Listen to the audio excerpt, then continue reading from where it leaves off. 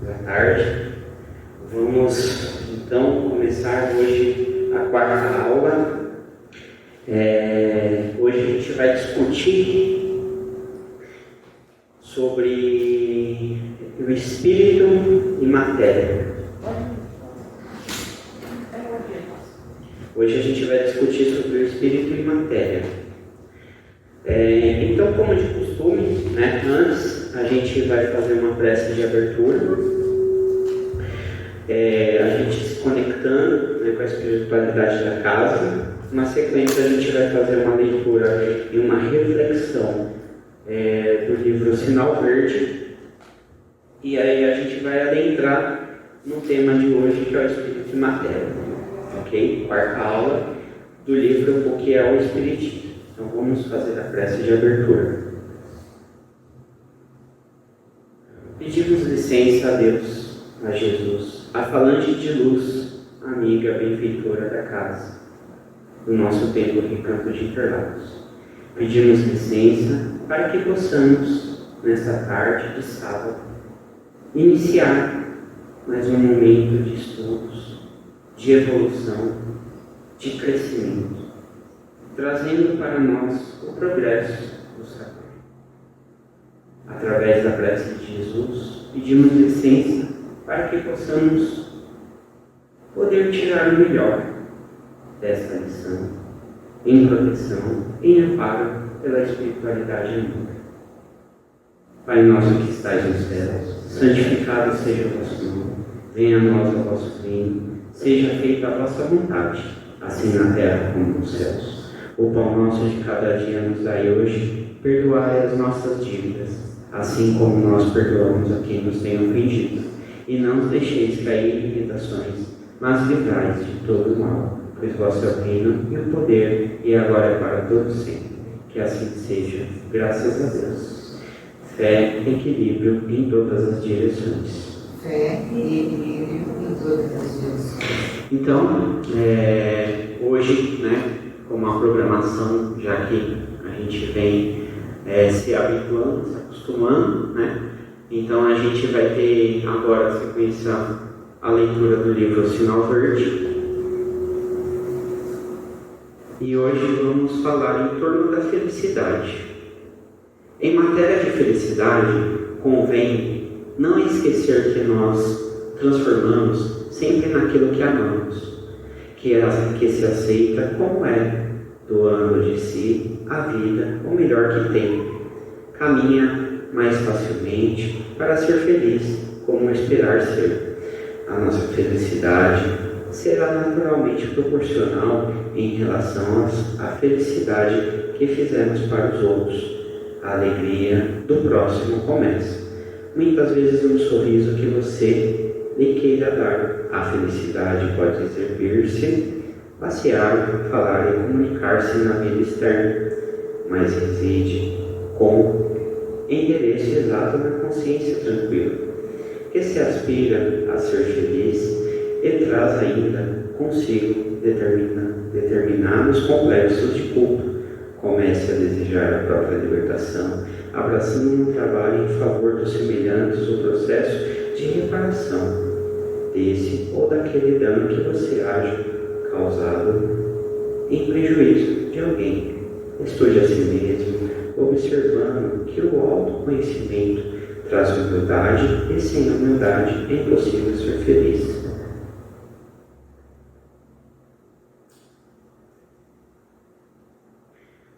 Amor é a força da vida e trabalho vinculado ao amor é a usina geradora da felicidade.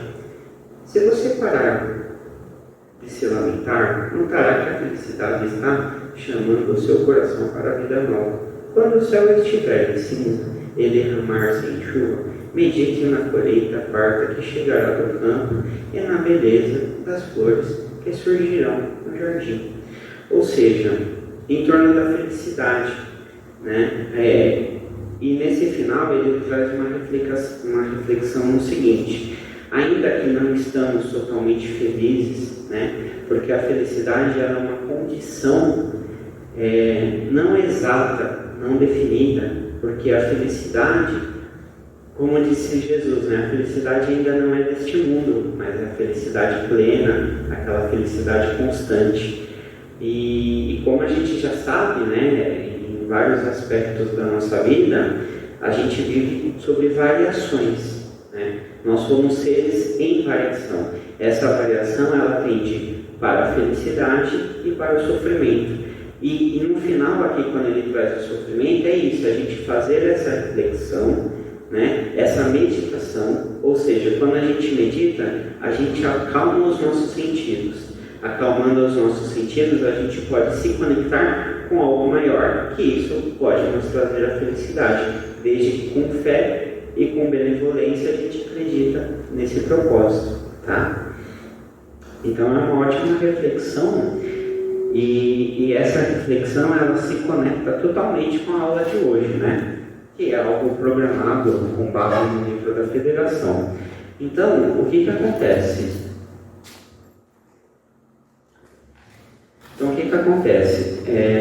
Nesse sentido aqui, então a gente vai entender o seguinte,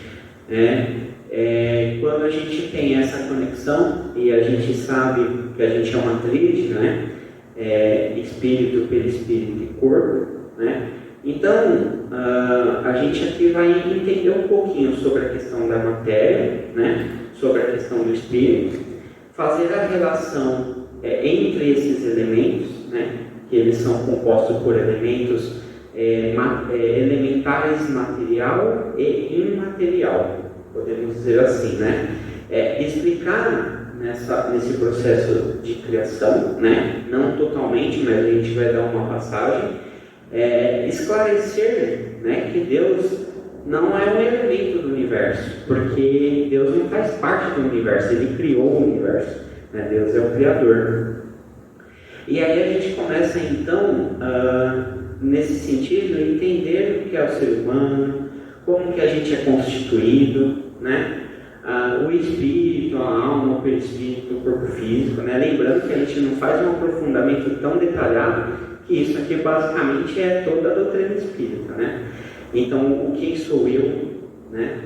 Dentro desses processos materiais e espiritual, de onde eu vim, né? O que estou fazendo aqui na Terra, que a gente já sabe inconscientemente, né? Com tudo que a gente já vai falando, mas a gente vai fazer um entendimento ordenado, né? Para onde vou, né? Então, passei aqui por quê, né? Porque estou aqui na Terra e para onde vou, né? Ou seja, a gente já sabe o nosso processo progressivo de crescimento, né? E aí a gente despertar essa importância do porquê dos valores morais, né? Então a gente passa a entender aqui do porquê que a doutrina espírita traz este conhecimento para a gente e a gente poder entender de forma consciente, né? Como traz a codificação espírita de uma maneira codificada, organizada, que a gente possa ter acesso e a entender e de alguma forma, por meio do conhecimento, chegar mais próximos de Deus e de Jesus, né?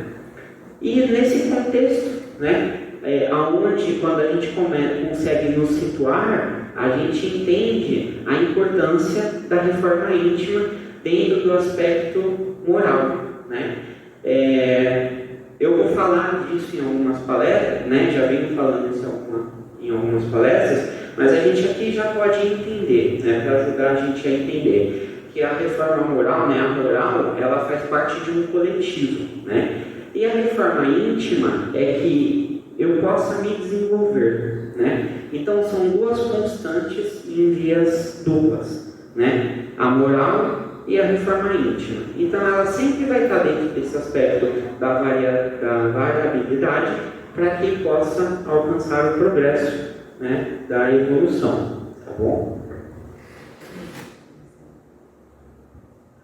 Então, a gente tem aqui o que é o espiritismo, né? Então, desde a antiguidade, quando o homem começou a formar a base do seu conhecimento, uma das coisas que mais o fascina é saber o princípio das coisas. Assim foram os filósofos gregos, né? E aí aqui a gente citou alguns, o Tales de Mileto e Heráclito de Efésios. Aqui a gente então se conecta com o seguinte: como a gente teve nas aulas anteriores, né, o princípio das coisas a partir da criação do Criador, ou seja, Deus que criou o princípio, né, Deus o princípio de todas as coisas. Então, no nosso natural, no nosso inconsciente, desde a antiguidade, a gente começa a formar a base de conhecimento das coisas que mais fascina saber o princípio das coisas. Ou seja, então a gente procura se conectar ao princípio das coisas, né? Então a gente tenta saber e entender esse processo de onde viemos e por que estamos aqui. E então isso a gente fala desde as fases primitivas, né? Quando Deus era a natureza, né? O poder soberano para os povos antigos estava nas tempestades, estava no mar, estava no céu, em diferentes coisas da natureza. Então aí a gente começa a se conectar o começo de todas as coisas, dentro desse contexto da nossa consciência. Tá? Então eles procuravam saber como as coisas eram formadas e cada um deu a sua explicação limitada para a época. Nesse caso, os filósofos, né? Então, passado alguns séculos, alguns milênios, desde a formação de algumas bases mais consensuais, mais conscientizadas, a partir da filosofia, a gente tenta entender e catalogar, sistematizar o conhecimento sobre Deus. Né? Então, aí vem as religiões, vem o desenvolvimento de toda essa moral, né? E aí, dentro dela, na moral de Jesus também, né? Porque a gente está falando aqui a partir ali do século XIV, XV, né? Talvez até um pouco antes, né? Na época medieval, antes da época medieval, desde Platão, né? Também a gente vai tendo essas bases e essas formações com base na filosofia, um pouco na teologia, para a gente começar a sistematizar isso de uma forma mais consciente, né? E entender a partir daí. Então a gente passa por um processo de vida, de experiência, de desenvolvimento do ser humano, para que a gente possa ter as bases de entendimento e a partir daí sistematizar, organizar e começar a entender melhor sobre ela, né? Passado esse período, então, os Espíritos revelaram que ao homem não é dado conhecer todas as coisas aqui na Terra. Essa é uma questão do Livro dos Espíritos. Falta-nos desenvolver faculdades que ainda desconhecermos. E ainda estamos nesse processo, né? Ele é um processo talvez infinito, né? Dentro do que a gente tem de conhecimento hoje. O nosso conhecimento ele ainda é limitado. Nós não sabemos de todas as coisas. Então, aqui, quando a gente... E isso aqui é muito dito em toda a doutrina espírita, né? Que os espíritos revelam que a nós não é permitido saber de todas as coisas. Na Bíblia, né? E aí quando a gente olha o Evangelho segundo o Espiritismo, é falado muito isso, né? Que Jesus falou as suas parábolas, né? Ele trouxe as parábolas conforme naquele tempo era possível as pessoas entenderem, né?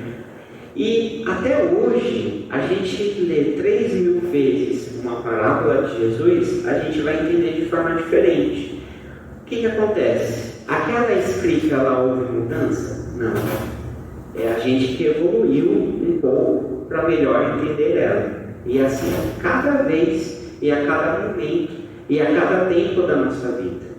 Quando a gente olha para isso, a gente observa o desenvolvimento a partir da experiência, das vivências, que são esses pontos que a doutrina espírita tanto prega, né? A vivência, a experiência de encarnações passadas para encarnações futuras.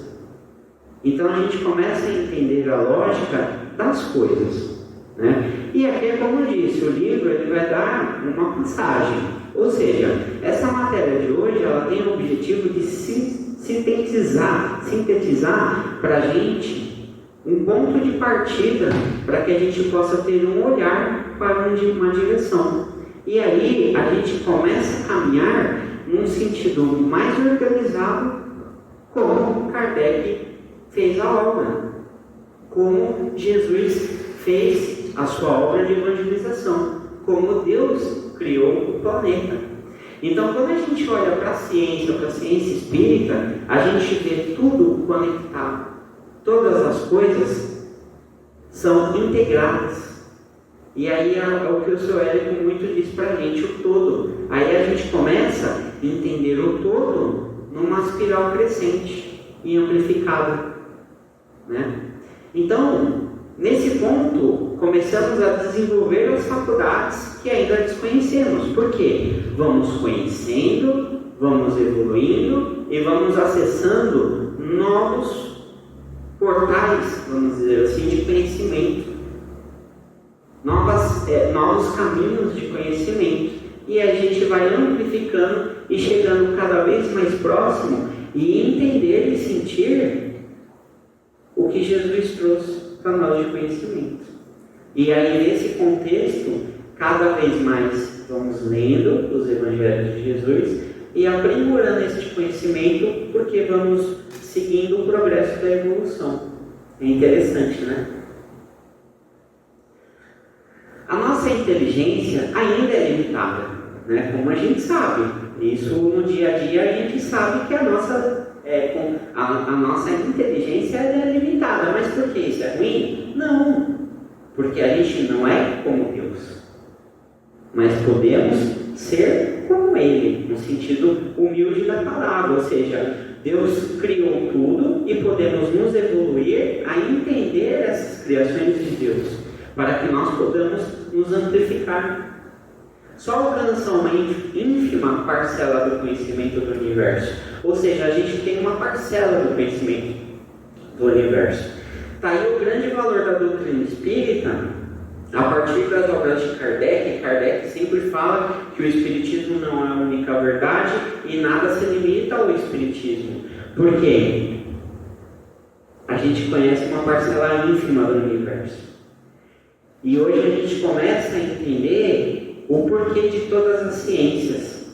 A ciência do comportamento, a ciência da educação, a ciência física, né, orgânica, a ciência física dos átomos, né, a ciência biológica, a ciência histórica, a ciência da filosofia e a ciência espírita. Quando a gente se aprofunda, e aí é uma questão particular que eu estou procurando, né, ler vários livros, enfim, sempre com base nos livros da Federação, eu pessoalmente, aí é uma experiência minha, né, e ninguém precisa seguir isso, mas é uma experiência minha, de entender e hoje estar melhor entendendo a conexão de tudo isso, né? E existe muitos autores, muito estudiosos com a linha espírita, que eles vão em outras fontes de conhecimento, de outras culturas, de outras religiões e de várias ciências. E aí eles vão trazendo esse conhecimento para a gente, né? E esse conhecimento a gente se conecta e começa a entender a função que eles têm para o nosso dia a dia. E a gente traz para o dia a dia esses conhecimentos. Porém, na medida em que nós aperfeiçoamos em amor e sabedoria. Então, esse é o princípio de tudo, né? Está lá me fugiu a palavra, no mandamento de Jesus lá, né? Amar a Deus sobre todas as coisas e o próximo como a ti mesmo. É isso, com sabedoria. Ou seja, o amar a Deus sobre todas as coisas e o próximo como a ti mesmo, a gente consegue desenvolver com a sabedoria. Por isso que o estudo é importante. Conforme a gente vai adquirindo a sabedoria, a gente vai entendendo esse contexto do amar. E o amar, ele deixa de ser a paixão que a gente sabe, que a gente conhece, isso nos nossos relacionamentos afetivos e de intercâmbio de pessoas, a gente passa a entender que o amor é muito mais que isso. Né? Porque o amor, ele quando a gente não conhece, ele é dúbio. Ele pode ser uma possessão, uma paixão materializada de posse. Né? Então, assim, a gente se confunde. Eu, Gabriel, como pessoa, também me confundo. E isso independente de tantos livros que a gente estuda. Mas está dentro da experiência da vida que a gente vai entendendo. iremos paulatinamente, não quer dizer aos poucos, conhecendo os mistérios da natureza. Em algumas igrejas, o mistério da fé. A fé não pode ser um mistério, mas a natureza pode ser, que são as criações de Deus. A fé, ela tem que ser mais simples, ela não pode ser complexa. Então a fé não pode ser um mistério. A fé precisa ser em algo que eu confio, algo que eu acredito, partindo de mim, e aí a gente levando esse contexto para dentro da natureza. A fé raciocinada, é isso. A gente está falando aqui da fé raciocinada, porque a fé, ela, a partir do nosso conhecimento, ela é fortalecida. Nós temos a forma de, através do conhecimento, exercitarmos a fé raciocinada, e isso significa um grande item para a gente, porque você lida melhor com o que você entende e você tem mais aderência do que você entende. Então a fé, ela sendo raciocinada, é uma das nossas grandes bases. Sim, mas esse raciocínio da fé a gente consegue pegar a partir do desenvolvimento da sabedoria, porque o raciocínio ele é uma aquisição da experiência, né? Ou seja, eu vou passar a raciocinar aquilo que eu sei. Se eu não sei, eu não me conecto com aquele raciocínio, que esse mistério, ele pode ser, se a gente tem 7 bilhões, não sei exatamente, 7 bilhões de habitantes nesse planeta, a gente pode ter 7 bilhões de mistérios diferentes, porque somos diferentes, né? Temos tempos diferentes e assim por diante. Por isso que é legal a gente começar a olhar um pouco, e aí é isso que eu estou entendendo, e para mim me trouxe muita riqueza de eu me conhecer, o meu autoconhecimento da minha forma íntima, e eu cada vez mais me conecto com essa visão e compartilhar. Porque assim, a gente começa a dar a chance para a imperfeição, mas a imperfeição com boas qualidades dentro da natureza divina. Porque Deus e a criação de Deus, ela é perfeita. Nós ainda não somos perfeitos. Nós estamos no caminho para chegar na perfeição. Então isso está tudo bem, né? Aonde a gente começa a ter valores sociais, que isso está dentro do contexto moral, a gente começa a ter valores sociais, aonde a perfeição hoje não é cobrada. Porque normalmente nas relações entre as pessoas, e isso principalmente no mundo do trabalho corporativo, a perfeição é de acordo com a minha visão, mas não com a visão do que é correto. E nem sempre o que eu acho que é o certo para tudo. E hoje a gente tem vários contextos e conceitos dentro das empresas que trazem isso de uma ferramenta plural, ou seja, existe um grupo de trabalho que busca essa perfeição, e essa perfeição ela vai estar no equilíbrio na relação das pessoas, dentro do mundo corporativo, ou familiar, ou religioso, enfim, tá? Então, o que não conseguimos aprender, Deus permite que seja revelado. Ou seja, muitas vezes, por exemplo, a ciência de Einstein, ou a ciência de Newton, né? Não conseguimos aprender. Ou seja, 90% da população não consegue aprender. Através de é revelado esse conhecimento para que ele comece a transmutar este conhecimento. E o que aconteceu com Kardec a partir do desenvolvimento da doutrina espírita, que é, então a gente aqui começa a entender que a doutrina espírita ela tem a função de sintetizar e explicar e aproximar nós humanos mais próximos dos ensinamentos de Jesus na contemporaneidade do momento que a gente vive. Então, a partir do século XVII, com o grande desenvolvimento da ciência, então aí a gente começa a entrar nisso que a gente discutiu aqui brevemente. As leis físicas ou materiais foram compreendidas através dos estudos de Newton e Lavoisier. Então a gente olha que primeiro teve uma grande revolução da ciência e tempos depois veio a doutrina espírita. Então ela se conecta totalmente com esse todo que o seu Érico sempre fala pra gente, né? O que não engloba apenas matéria. O universo até então conhecido era estreito demais, limitado pelos sentidos humanos e chegando até onde os instrumentos físicos podiam alcançar. Então, aqui é o que a gente sempre escutou, que religião e ciência não se misturam. Isso era um processo cultural desses tempos, e hoje a gente começa a trazer a ciência para dentro da religião, onde a gente tem o tripé da ciência espírita e aquela tríplice, que Santo fala, inclusive também eu vou ter uma palestra próxima detalhando melhor sobre isso. Então, a gente começa a entender a conexão das coisas.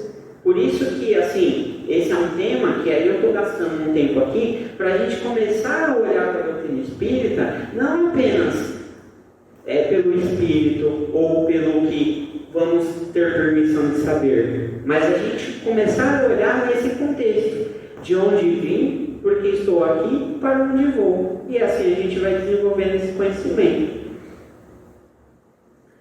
Então, seguindo somente na segunda metade do século XIX, com o advento do Espiritismo em seu tríplice aspecto, como eu falei, ciência, filosofia e religião, o mundo espiritual abriu-se ao homem, mostrando-lhe um universo infinito. Então, aqui, a gente vai além das possibilidades que a gente tem presentes, E no nosso grupo aqui de trabalho, a gente passa por isso, onde a cada semana é desenvolvido um novo conhecimento daquilo que estamos envolvidos. Então imagine o todo que não estamos envolvidos diretamente, E então aí a gente começa a olhar a criação de Deus, a gente começa a entender a criação de Deus, o porquê da nossa casa, o porquê do nosso bairro, da nossa cidade, do nosso estado, do nosso país, dos hemisférios, América do Sul, América do Norte, Europa, e toda essa coligação. Então a gente começa a entender que nós somos seres relacionais e estamos dentro de uma rede. E tudo o que fazemos aqui influencia do outro lado do mundo, e assim por diante. Então, com as questões da sociedade, dessa evolução das tribos que eram ditas há milênios atrás, e hoje a gente fala de países, de sociedade, e dentro desses países a gente tem os pools, que alguns conceitos aí acadêmicos falam de pools, que voltamos às questões das tribos, ou seja, aí a gente entende a verdadeira afinidade que na doutrina espírita fala, quando nos afinamos, quando nos conectamos, a sintonia da vibração que estamos, com quem nos conectamos e assim por diante. A matéria já foi definida pela ciência como aquilo que tem extensão, então ela tem uma extensão. E ela pode ser limitada ou não. Ou seja, o universo é infinito, mas essa matéria, então, por exemplo, quando a gente está dentro do globo terrestre, ele tem as partículas do fluido cósmico universal apropriadas para o planeta. Então, ela tem uma extensão até onde podemos ir. Ou seja, temos o livre-arbítrio, mas dentro de um limite. Porque esse limite é dado a nós para que possamos nos desenvolver. Então veja, e tudo isso está dentro dessa espiral, essa variável, que pode impressionar os sentidos e é impenetrável. Então podemos ter aqueles sentidos, aquelas sensações, podemos ter essa impressão, sentimos. O homem falava de 4 elementos formadores de todas as coisas, isso nos primórdios: água, fogo, terra e ar. Existe desenho sobre isso, Desde a infância entendemos isso, conhecidas na antiguidade. Então essa é uma base da ciência. Depois surge a tabela periódica, que hoje ela passou por várias fases, tendo 50, não lembro o nome específico disso, mas 50 produtos, vamos dizer assim, dentro dela, 50 elementos, e hoje temos mais de 100 do hidrogênio ao urânio, que ela segue uma tabela de, não sei se de A a Z, enfim, não lembro, não sou cientista nesse ponto. Tá? Então aqui a gente começa a entender a conexão dessas coisas, onde a gente tem várias palestras, a Georgia fala muito sobre isso, né? Sobre essa questão dos nossos, da nossa composição química, né? Então a Georgia ela traz muito conhecimento disso, muito fundamento. Então a gente começa a entender o seguinte, que dentro do nosso corpo existe um universo, né? E isso tem muitas informações na internet principalmente, que mostra a formação dos nossos organismos como universo em vários aspectos. Então a gente começa aqui a entender um pouco de dentro para fora. E aí essas são bases para a reforma íntima. Ou seja, que pode impressionar os sentidos e é impenetrável. Ou seja, se é impenetrável, ele pode ter um atrito. Neste atrito, nós vamos ter as ações das nossas sensações.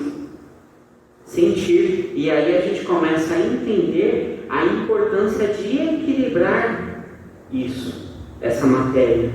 E aí é onde a ciência do comportamento traz a psicanálise, a psiquiatria, a psicologia.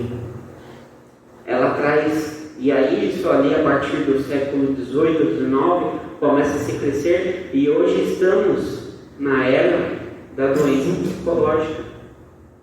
Então a gente observa aqui a caminhada do universo na sua sistematização, né? E renovação. Pode. São modificadas de uma substância primitiva, o fluido cósmico universal, definido como matéria elementar primitiva, ou seja, é aquilo lá de Deus, é a mão de Deus. Também existem em estados que desconhecemos. Como eu falei, o planeta Terra tem o seu fluido vital apropriado. É o que conhecemos hoje e ainda não totalmente. Ainda não totalmente. Outros planetas têm outros tipos de fluidos que compõem um corpo mais leve com um corpo mais pesado. Das modificações e transformações do fluido universal, encontramos a variedade inumerável dos corpos na natureza, podendo chamar de matéria quintessenciada. Isso aqui no nosso planeta a gente tem isso. Nos nossos trabalhos, aqui na casa, a gente sente isso, né? Então, assim, essa experiência, pelo menos, né, numa pesquisa que eu fiz aí, que a gente tem em torno de talvez mais de 4 milhões de espíritas, a gente tem pelo menos 4 milhões de pessoas que têm uma noção do que é isso, porque alguns vivem isso, né? E a gente começa a entender que isso é possível de formas variadas e inumeráveis em outros sistemas. Quem explica muito bem isso é a Gênese, um dos 5 livros da codificação. A Gênese, sim, a Gênese. Então, nesse ponto, 3 palestras que eu fiz do Íntimo e Universo, eu entro um pouco nessa questão, né, quando eu trago alguns pontos da Gênese mostrando isso, né? Por exemplo, Newton, até tem um livro aqui que eu preciso levar. Newton, ele traz esse conhecimento, e a gente vê que na cadeia de evolução das espécies existe essa diferença. Nas plantas existe essa diferença, entre as plantas existe essa diferença, né? Na Gênese, desde a construção do mineral, vegetal, luminal, é isso. Até a transformação que nós sofremos agora para sair da terceira para a quinta. Exato. A mudança de dimensões. As dimensões, elas estão dentro do fluido cósmico universal. Né? O pensamento, ele faz parte desse fluido vital. Então, se você tem um pensamento ruim, ele é mais pesado, ele te traz para baixo, digamos assim. Se você tem um pensamento de harmonia, de amor, né? Dentro das leis divinas que Jesus nos ensina, a gente faz uma conexão mais elevada. Isso nos traz leveza, nos traz abertura. Se se estamos num patamar energético e temos uma influência superior, a gente sente também essa diferença em nós, né? Então é isso que eu falei. Por que começamos a sentir essa quinta essencial? Porque a gente se experimenta isso, né? Dentro da fé raciocinada, começamos a raciocinar essa quinta essencial a partir da experiência que a gente se propõe a adquirir. E esse exemplo está em todos os aspectos da nossa vida, no âmbito profissional e no âmbito pessoal. Essa matéria é manipulada pelo mundo espiritual. Isso a gente sabe. Encontrada em dois estados distintos: eterização ou empoderabilidade, os fenômenos do mundo invisível. Então, os fluidos etéreos, empoderabilidade, ou seja, eles são manipulados pela espiritualidade. E são coisas que acontecem nos trabalhos da casa, né? A Luísa muito fala, quando a gente tem as palestras aqui, que todo o ambiente foi preparado antes que chegássemos, tá aqui. São as energias preparadas pelos benfeitores para que a gente possa adentrar e ter um ambiente salubre, um ambiente estável, equilibrado, para que a gente possa ter a fé raciocinada e a aquisição dessa nova experiência que, por exemplo, a gente está tendo aqui hoje. Então, a materialização ou ponderabilidade, ou seja, eu pondero fenômenos do mundo visível que são de alçada da ciência. Aí aqui a gente tem o exemplo da materialização, né? A ciência, quando fala que ciência e a gente pensar, a gente tem uma filosofia que aí não é muito a minha área, mas de um pouco de conhecimento que eu tenho, que tem um conceito sobre a ciência, que a ciência explica as coisas. A ciência vai buscar a explicação do que não está explicado, certo? Isso está dentro da palavra ciência. E isso é um fato. Então a gente, por exemplo, tem a história dos dinossauros, você tem os arqueólogos que vão lá buscar a explicação daquilo que eu não sei de onde surgiu, né? Qual foi o ponto de partida disso? Muito, acredito, que vem de intuições. Assim como a própria doutrina espírita traz Newton, ou Einstein. Tem muitos livros que a doutrina espírita traz uma explicação para a sabedoria de Einstein e de Newton, por exemplo, né? A gente mostra o magnetismo. O magnetismo é uma ciência que Allan Kardec era um conhecedor. E hoje a gente tem o magnetismo nos trabalhos, certo? Então, a ciência, ela traz a explicação do que é inexplicável. E ela nunca está em uma pessoa, ela está em grupo em diferentes pontos do planeta, assim como a doutrina espírita se desenvolveu, que, se eu não me engano, foi uma aula da Eliana, tá? Então, por isso que a gente precisa olhar a ciência dentro da doutrina espírita, porque a ciência traz a explicação de muitas coisas, ela questiona muitas coisas. Então a ciência, ela sim precisa estar dentro dessa religião. No caso nosso, doutrina espírita não é uma religião, é uma doutrina, porque ela não se limita, ela se evolui a partir de outros conhecimentos. Então por isso ela se conecta com a ciência. Eu penso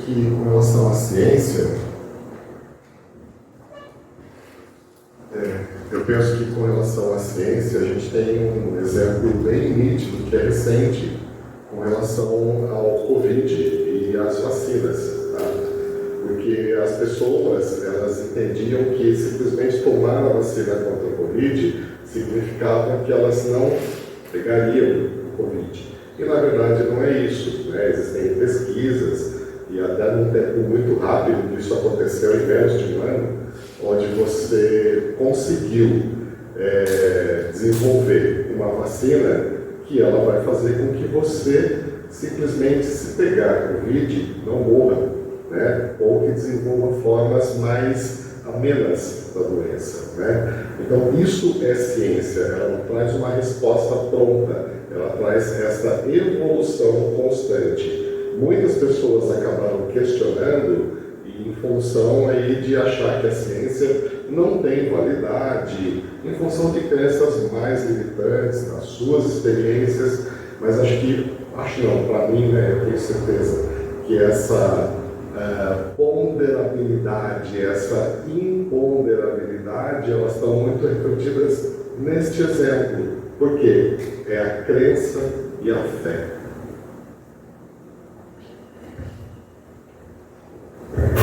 Exatamente, Marcelo. E o que acontece? E quando a gente faz uma analogia racional, como a Eliana trouxe, e a gente coloca ela dentro do todo, né? Em tempos passados,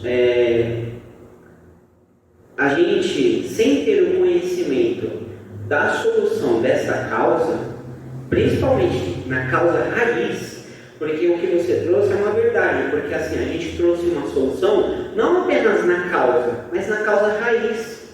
Se a gente não tivesse a visão da causa raiz, a gente estaria colocando para o universo, para Deus.